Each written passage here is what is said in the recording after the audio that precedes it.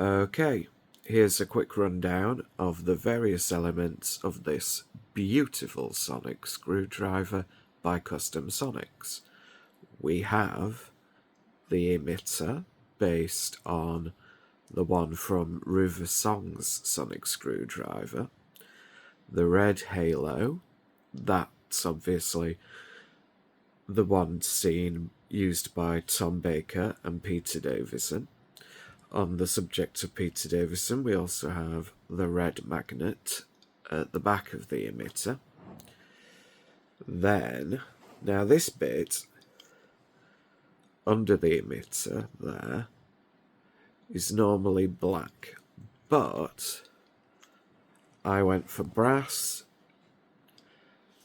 to unify it a little with another element further down that we'll get to.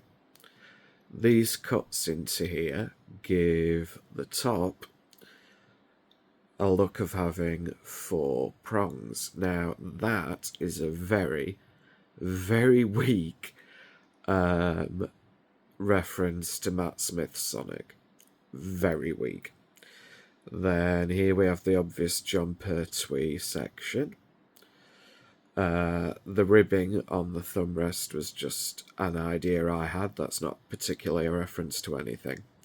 Now this black section you may think is another fairly weak reference to Matt Smith's Sonic. It isn't. It's a reference to Richard E. Grant's sonic screwdriver as seen in Scream of the Shalka. A very, very underrated story.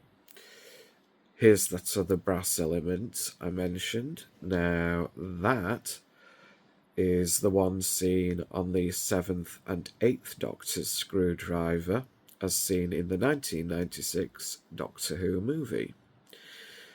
Then we have the handle detailing, also seen on John Pertwee's sonic screwdriver.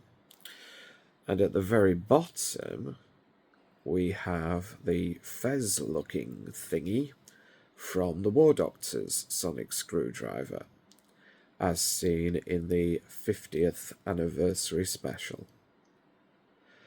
This section actually comes out, and the charger port is then hidden here in the base. The main sound effect is the classic 4th Doctor one.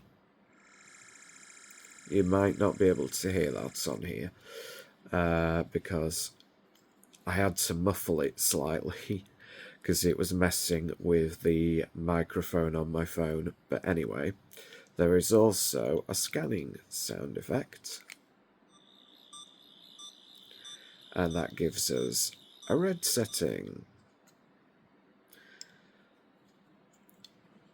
So, that's my new mashup Supersonic from Custom Sonics.